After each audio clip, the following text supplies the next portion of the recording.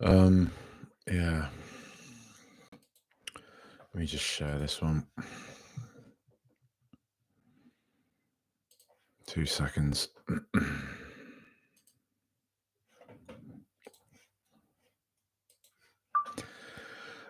Spurs losing at Stamford Bridge is no new thing, is it? It's not a new phenomenon. Um, but I think seldom have we seen a game as limp and lackluster as that, really, from Tottenham. Uh, what were we doing? What were we trying to do? How were we playing? What was the system? What was the game plan? It was all just so meek. It was all so passive.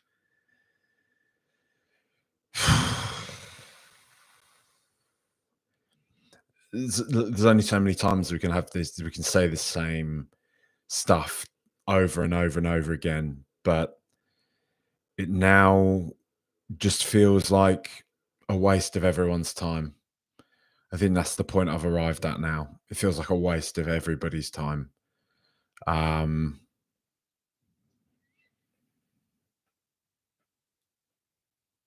he's obviously not happy. He's getting into one with the fans. I think most people will have seen about him cupping his ears to the away stand when Sarr scored. So fans have been singing "You Don't Know What You're Doing" to him after he took off Bergvall and Odebear. Just sort of tired of it. Do you know what I mean? Tired of it. I think it's going to get increasingly toxic.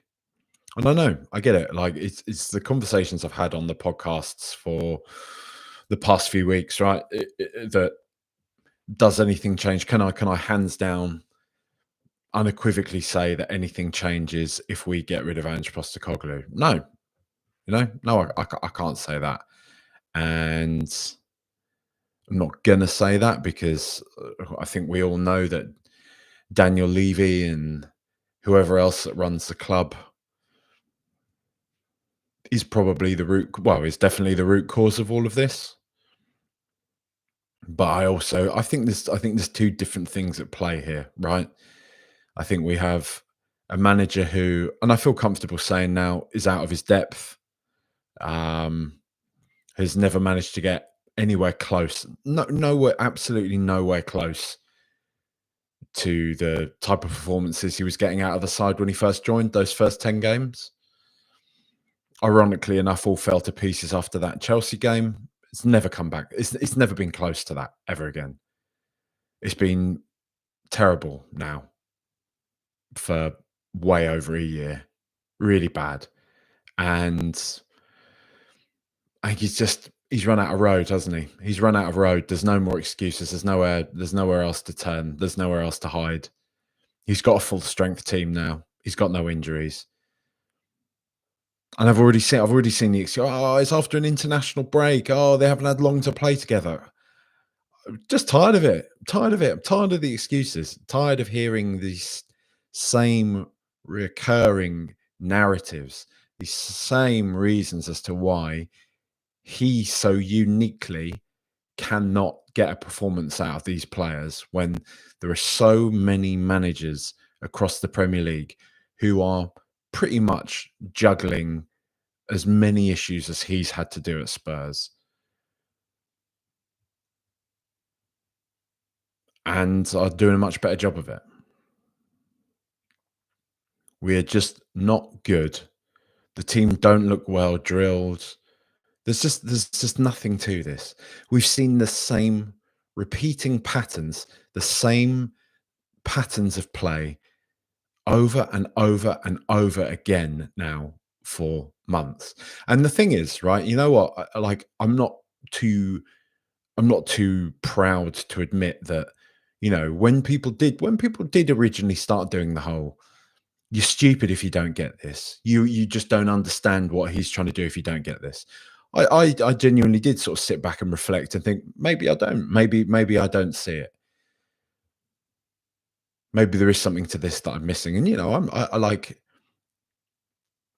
I've watched football and I have a massive interest in football enough to kind of be able to watch it and read it on a certain level, have a certain kind of at least an instinct for tactics and what managers are trying to do and everything. I think most of us do, right? Most of us who watch enough football, even if we can't perhaps put into words exactly what it is that they're doing, if we don't lack the tactical encyclopedia in order to enunciate exactly what it is that every manager's doing. I think most people who watch enough football have a good sense of what's going on, right?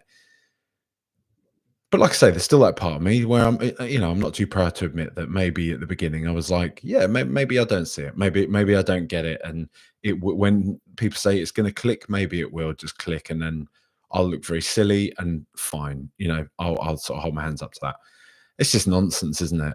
Like it's actually just nonsense. It's people trying to make themselves seem smarter. It's people trying to belittle other people.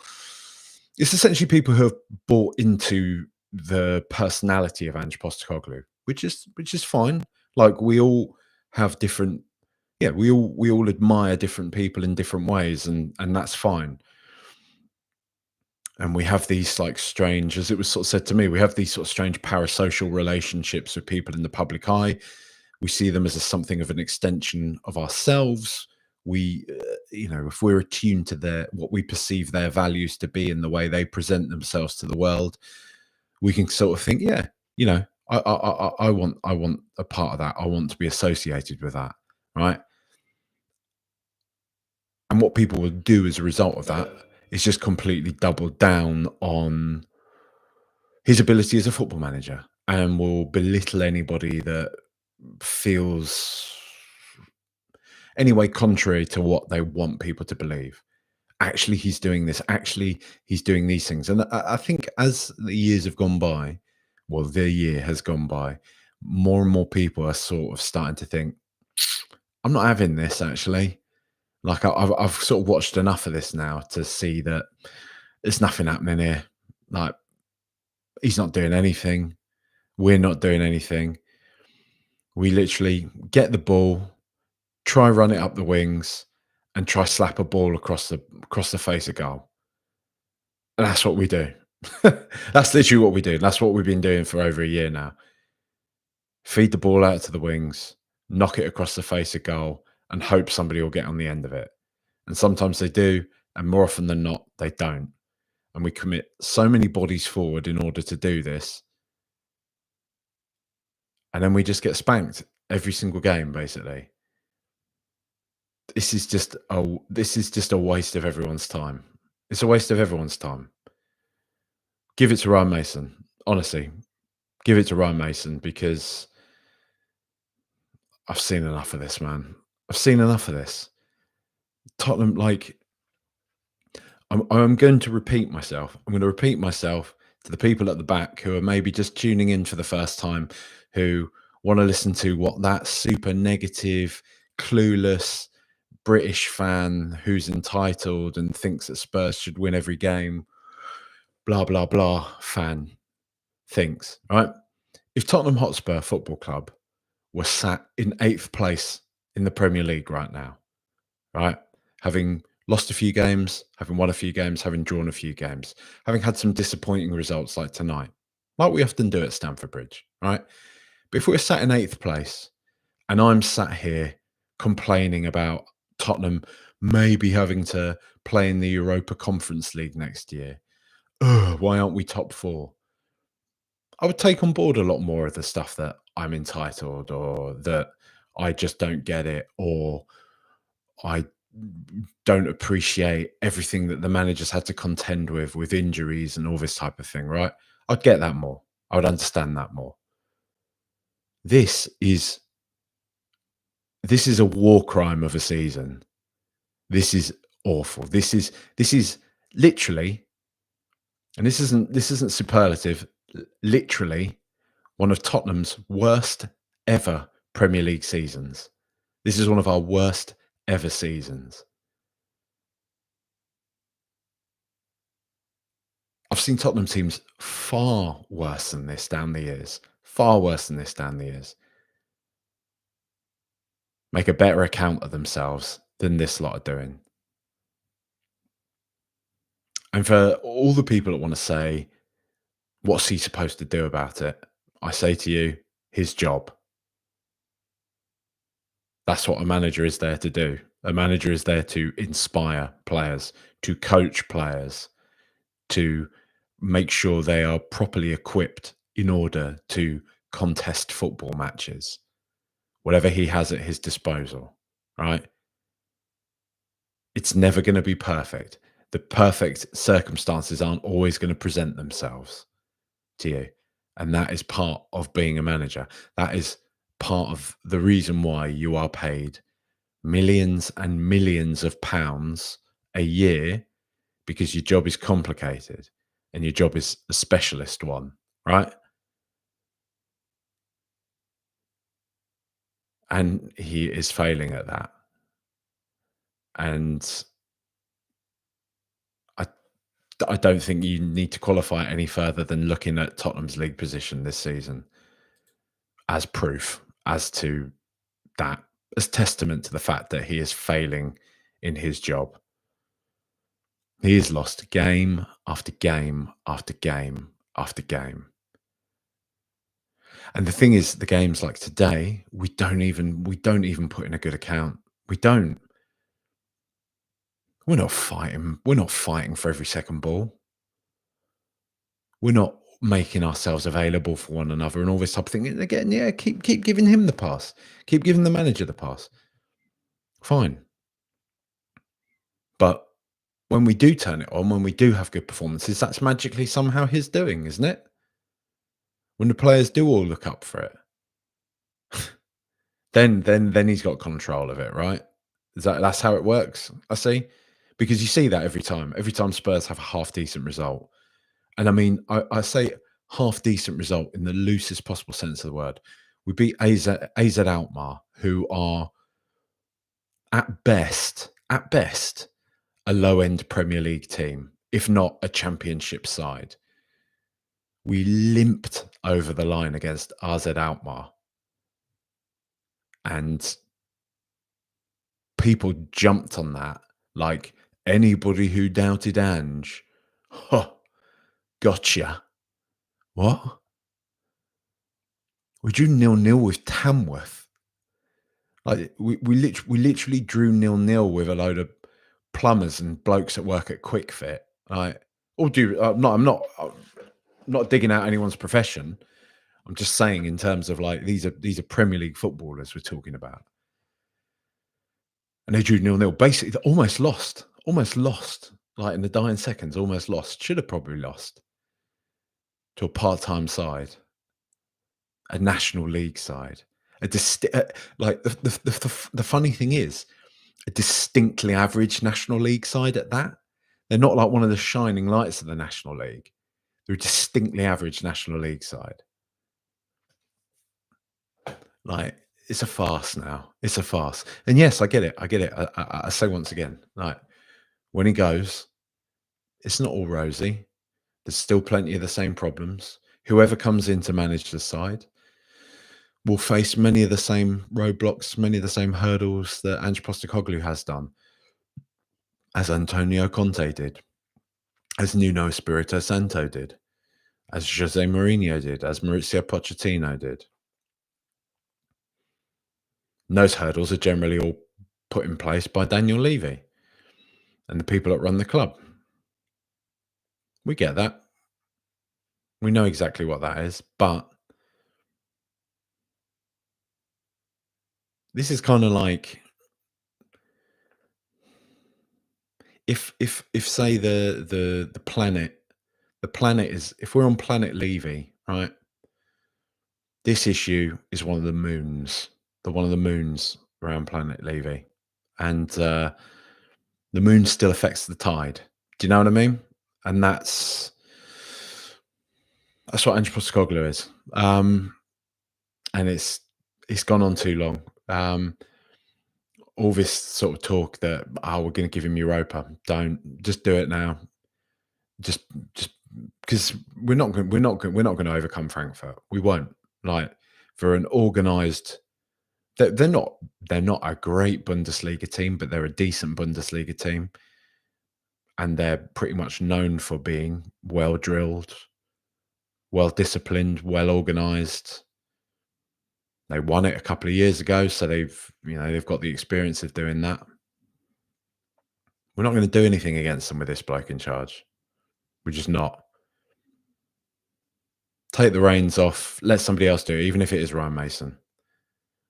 Let him see it out to the end of the season, and hopefully he can galvanise the team, because it's done. It's clearly done. Let's see what people in the comments are saying. Hacker says dirge. John Benfield says, imagine being 14th, cupping your ears and having a pop at the away fans. The travelling Spurs fans are the most loyal and hardcore of the lot. Darren says, he has to go, blood. He has to go. Tom McCarthy says, why oh why did we not pull the trigger pre-international break? We have a decent chance of winning the Europa without him at the helm. What is the point of persisting? I cannot stand the bloke. Jan says, bloody disgrace. And then, not you, Jack. Thank you, Jan. Appreciate that.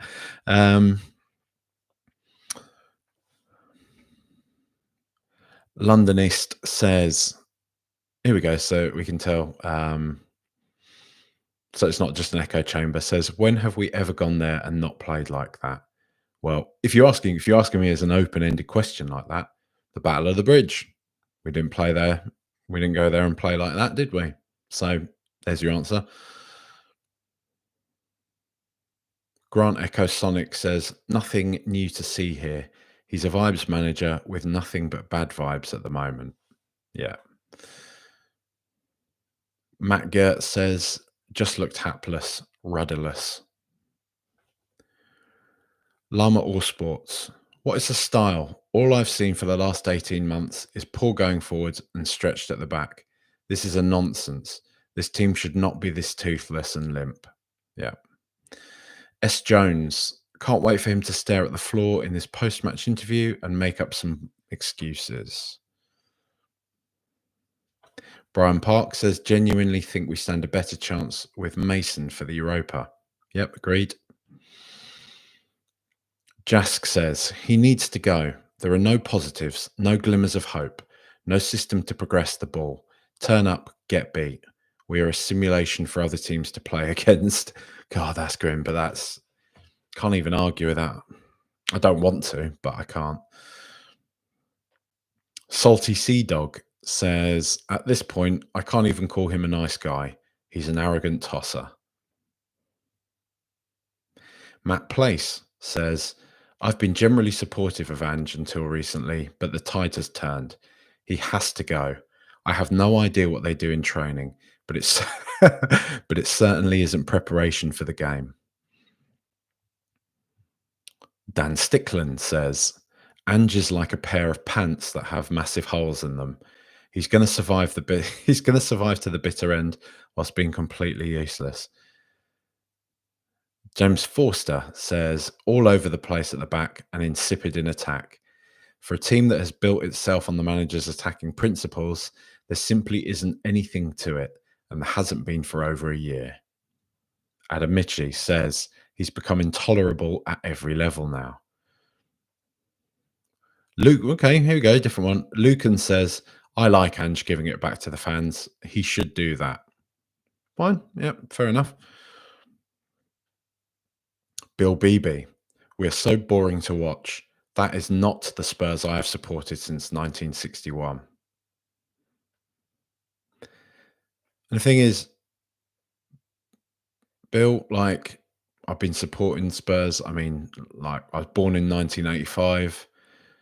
Probably, you remember it from about 1990 onwards to a degree. From about 5 years, 6 years old, probably remembering football since you're about 10. So 30 years at least been engaged with Spurs. And we've had some dirge teams in that time. And I agree with you, mate. Like, we've often There's seldom been points, I would say, where we've just looked like this, just this lifeless. Like, we've been terrible, but we've still always kind of given it a go. There's always been something of a fight there, but it's just nothing to this. Stephen King says, "Just so bored of losing. Normally a glass half full person, but I've lost all faith. Had my finger on the remote for most of the game, debating on switching over to The Apprentice. Bad, bad, bad. I'm glad there's still somebody else watching The Apprentice. I really enjoy it. Every year I enjoy The Apprentice. Guilty pleasure television. Um, Good stuff. Oh, I like these ones. Merlin 1997-ish. Hey Jack, long time listener, first time commenter. This was the last straw for me. I'm checking out of football. I'd miss you though, so I've subscribed to BYOB. Thank you, mate. Bring around Blockbuster podcast. Me and Ben Haynes talking about films. See, and that's where you can listen to me not being like miserable every single week. But yeah, I'm sorry you're checking out, Merlin. I get it, mate. It's not been, I don't know, Spurs, but football in general doesn't feel great. And I know, like, I sort of made a point about this on Twitter about it being somewhat reminiscent of New Simpsons episodes. I think we all remember like that kind of change, maybe. I think it's season 10 of The Simpsons, where it started to change, and then it's season 15 onwards is generally seen as New Simpsons, where it's like a cheap imitation of the thing that we all love. And football, in many ways, to me, sort of feels that way a bit. Like this game, this Chelsea game, Tottenham Chelsea is supposed to be a big London derby, one of the biggest games in the calendar, right? It's like Man United Liverpool sort of thing, where we're not we're not rivals by proximity as such, but there's a regional rivalry there, and a lot of it is kind of hooligan led as well, right? I think the kind of 70s, 80s, and stuff like that. A lot of stuff off pitch has really added a bit of spice to Tottenham Chelsea, and that was flat though, wasn't it? Like Chelsea were awful. Chelsea were awful, um, but we were worse. We didn't do anything there. Nothing at all. I didn't really agree with just as I was like turning it off, Jamie Redknapp was going on saying Chelsea should have scored a few more, 3 or 4 they should have scored this evening. Nah, I don't really think. I think that does them a massive amount of credit. Vicario pulled off that one worldy save, didn't he? So, maybe let's give them 2-0, but nothing much more than that. I don't know. Grant Echo Sonic says, even in the 08-09 season, 2 points after 8 games, we finished 8th. Yeah.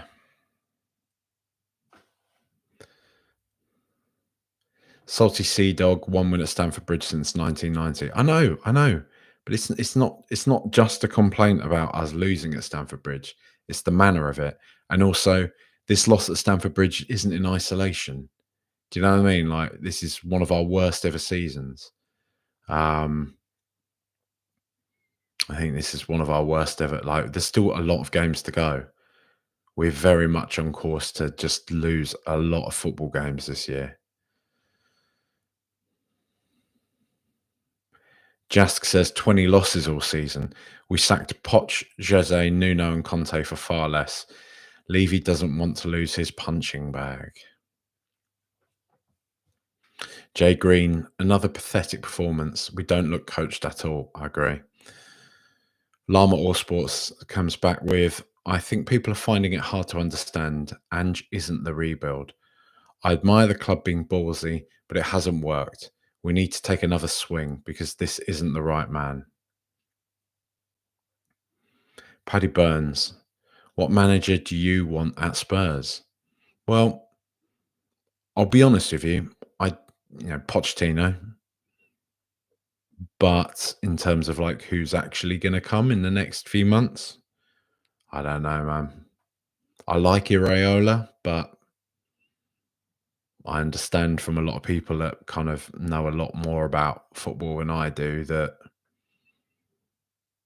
he might not be as good a fit as we sort of think he might be.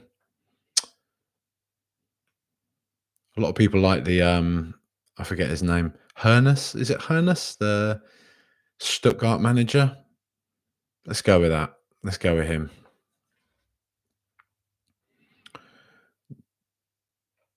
Thomas Mullen says the worst Spurs side I've seen in 60 years. Said this all year, and that's a fact. Birkinshaw's team was better than these. We need to get rid of all the senior players in the summer.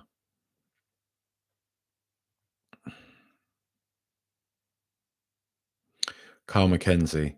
Tonight Spurs were really pathetic, showed no heart and fight for the travelling fans. Julian Big. More importantly than all this, Jack, you need a bigger bookcase.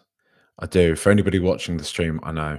But we've only just see the thing is, Mark Nesbitt, friend of the show, you might hear him on the Fighting Cock or on Brawl the Roost from time to time.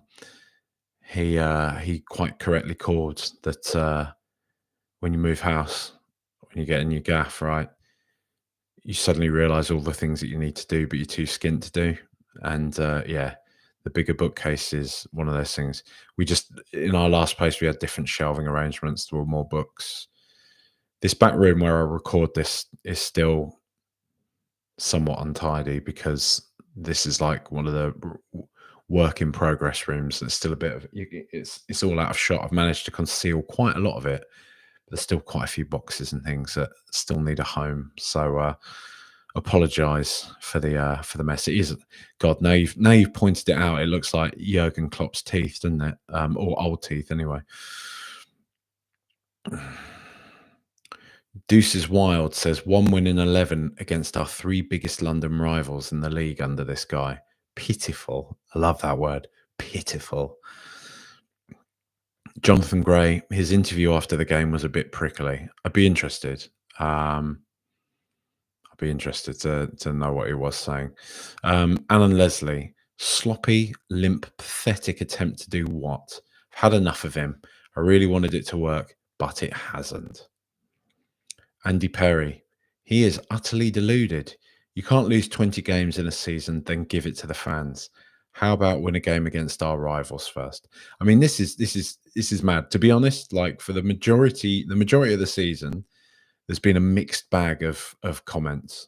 As I'm sure many of you will recall, a lot of people sort of saying, "Shut up, give him more of a chance." But I'm not just cherry picking here. Like I've even read out some that are, so it's not a complete echo chamber, but the overwhelming majority of people who are commenting are just not particularly fond of what he's doing. Micah Emmy says, I don't understand how this manager is still at Spurs. James 80. James 83. I feel sorry for my kids.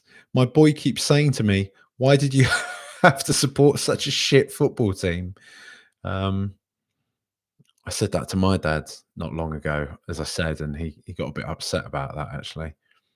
Oh, don't say that. Don't say that. They're very good side, very proud team, a lot of history. A lot of history. Don't say that. I don't like you saying that about them. Don't like you saying that about Tottenham. Very good side. They're going through a bad moment. Very good side. You're very proud to be a Tottenham fan. All right. Get off my case. Doug Drinkwater. Time for Crocodile Dundee to go. Not sure Levy has announced to get the next appointment right. Poch and Joel were flukes. The end of days. Look forward to being back here in 18 months. Yeah. Anon, I hate Jamie Redknapp's weird vendetta against us. He loves to kick us when we're down. Yeah, I think a lot of this, honestly, I think so much this just stems from us biffing his dad off. Do you know what I mean? Jonathan Gray, why is it starting to feel that it is the commercialism of football? There's not as many world-class talents anymore. It's just routines and tactics. Yeah.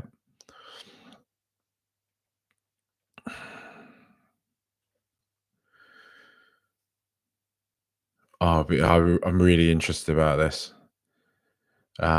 Lemon Tech says he's unravelled in the post-match. First time I've seen the veil fully slip. Wow. K9 McGurn1 says, need to get this off my chest. If every game we are begging for a midfield sub, regardless of who started, there is a larger issue. Yeah. I mean, like one of the big issues, I think, outside of Ange, like that the club should be doing, like a few years ago, just a few years, a blink of an eye in the grand scheme of things, we had Moussa Dembele and Victor Wanyama in the centre of that midfield. The backup to them, or at least kind of, the foil to them, was also Moussa Sissoko, who a lot of us didn't feel was that good, but still was a commanding presence in midfield, right?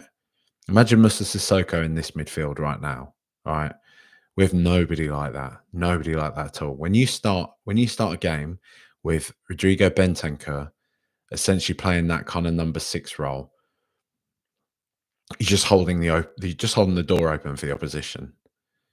There's nobody. Look at that little rat, Enzo. Look at the way you ran around and just ran roughshod over our midfield. Casado as well. 2 players who just we've got nothing similar to in our team whatsoever. Berval's a great player. He's really good. Very young. He's a great player, but he needs somebody of real quality alongside him. It's no surprise again to me that we started to look way better when Sarr came on. Like, I know people are still, they're quite mixed on Sarr right now, but I still think he's got to be one of our best players. Like,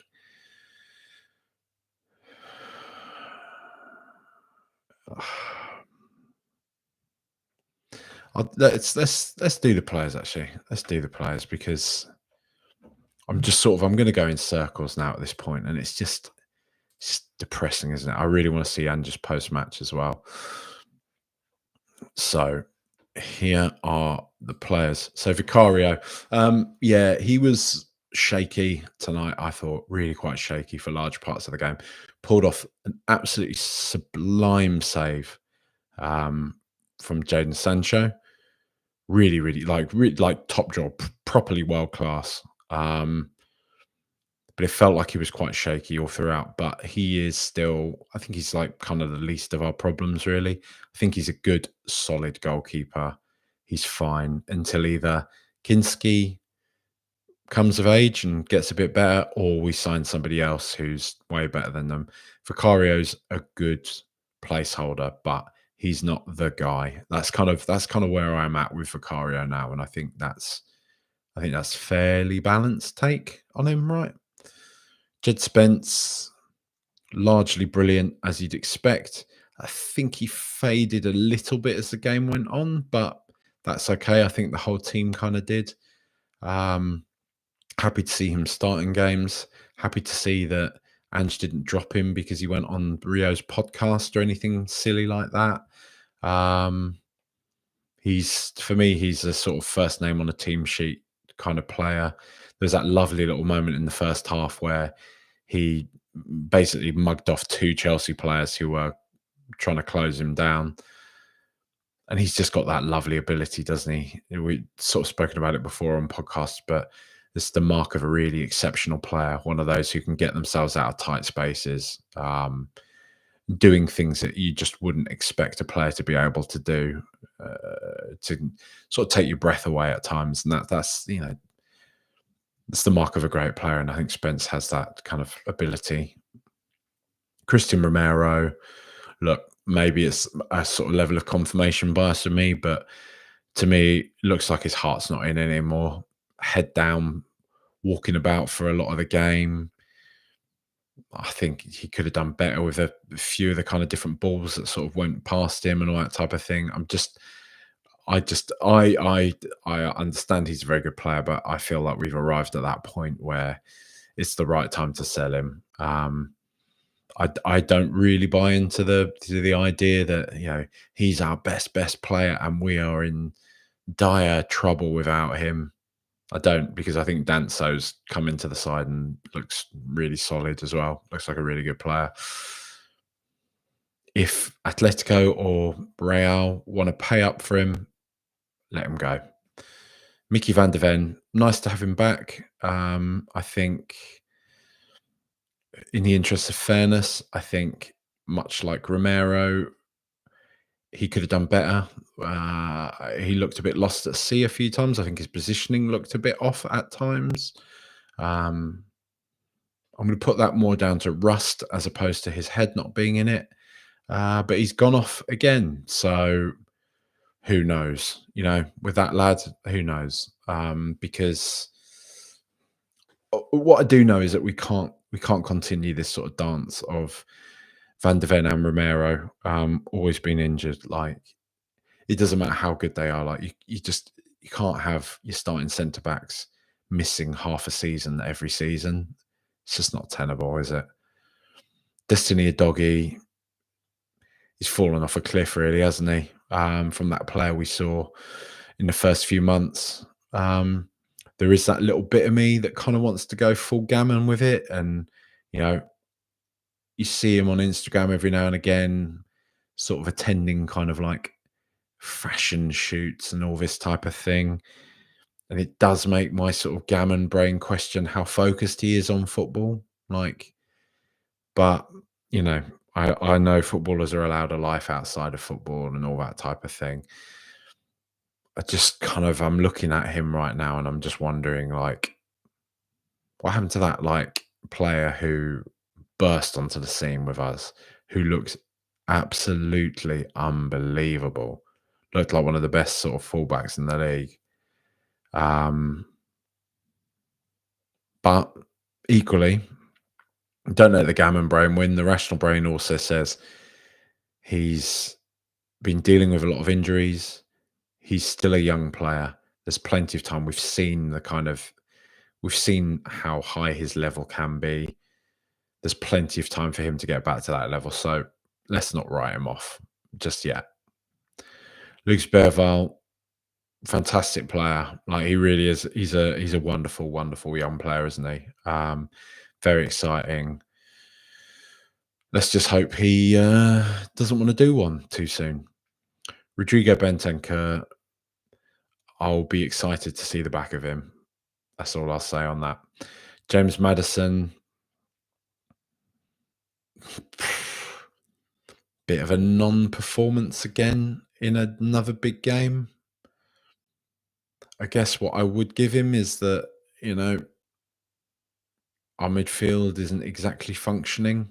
It seldom is functioning. And when he's supposed to be sitting at the top end of that with essentially a support network behind him that is doing the sort of legwork, managing to supply him the kind of a decent and timely ball when he's in space in order to do his thing, we'd probably see the best of him, but we're not getting to see that from him. But still, does he make himself available for everything? Does he work as hard as you sort of hope he would do? He's often nowhere to be seen, in these sort of big games. It's tough, isn't it? It's tough, but to be honest, he's not really one of the villains for me to this evening. Wilson Odobert, I've got to say, this might not be very popular, but I really like Odobert. I do think he's really good. I don't think he's of the level to play games like this yet. I think he kind of showed that tonight. I don't think in touches and flashes, you can see what he's about. You can see what he's got going for him. But again, he was not really asking many questions of Chelsea. He wasn't really posing them many problems. He still seems a bit timid. I still think he kind of struggled a bit with the physicality of the occasion. He's definitely one for the future. I'm not writing him off, don't get me wrong, but I think he's definitely more one for the future. He's the sort of player I would like to see playing against Southampton at home, for example. Chelsea away, I'm not starting him over Kulusevski, let's put it that way. Son Heung-min, Uh, right now, it feels like we're watching the kind of very public decline of one of our most beloved players, a club legend, one of our greatest players of all time. It is reminiscent of the sort of the last days of Ledley King when I remember watching it through just a kind of uncomfortable veneer of sadness. And it feels that way a bit with Son because what is he really doing, you know?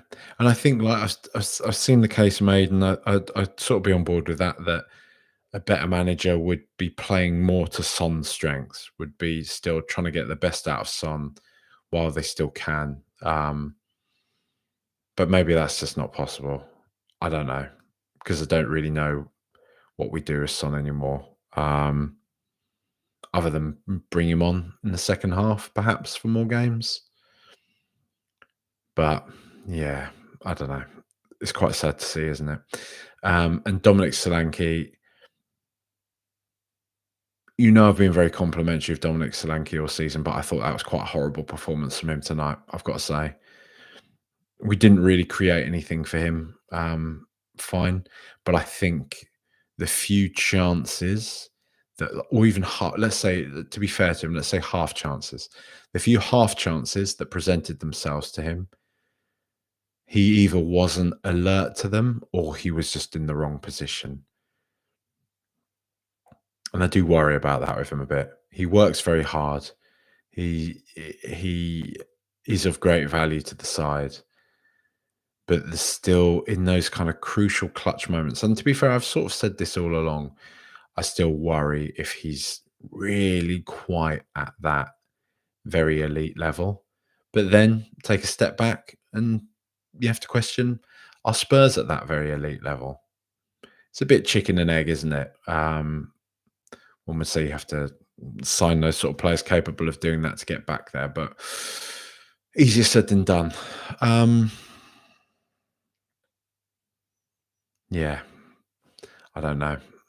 I don't think there's an awful lot more to say on that game tonight, to be honest, because it's a miserable performance, miserable game, miserable outcome, miserable season. I'm just desperate for this season to be over. I mean, I'm still looking forward to the Europa League. Look, I know I'm a bit glum right now, but this is in the wake of the match. Come next week, I'll be buzzing. I'll be looking forward to the Frankfurt game and everything, obviously. Um, but I can't say I'm not looking forward to the end of this season, to be honest. But yeah, thanks for sticking with it. Thanks for listening. Thanks for tuning in. If you are watching on YouTube, there's quite a few more watchers than there are people who have liked the video. So if you could drop the video a like, that would be massively appreciated. I'd also appreciate if you have enjoyed the stream. If you're new to this, if you're new to watching this, please consider subscribing, hitting the notifications, all that type of stuff. I do put out videos during the week. I put out podcasts during the week and little clips and animations and all that type of thing. So yeah, you can join in more fun on YouTube. If you are listening to this, if you're listening to the audio version, please leave a rating, please leave a review on your podcast platforms. There's a Patreon. You can get ad-free pods on Patreon, £1.50 a month. So if you don't like listening to the same, that kind of So Solid rip-off for the Luton Express or the Bumble adverts, yeah, was kind of a lad for a first date. I think everyone's heard that advert, right? If you're sick of listening to those same sort of adverts across all the, and I mean, let's be honest, I know you're all listening to Extra Inch, Fighting Cock, Hometown Glory, View from the Lane. I know you listen to all of them, right? But if you don't want to listen to adverts anymore, patreon.com/RTRpod. If you want to support the pod even more than that, you can join the Inner Sanctum tier where you get extra pods as well. You get the preview pods and other sort of pods throughout the week. as and when I get organised and stuff like that. You get first viewing of any videos, any new things that I'm doing. So yeah, come to that. But if not, just leave a rating, leave a review. Please share the pod wherever you share stuff. Much appreciated. I see quite a few of you have shared it on Reddit and stuff. So I do really appreciate that. And yeah, come on, you Spurs. Up the Spurs. Keep the faith. That's what we say, isn't it, at the end of this? Bye.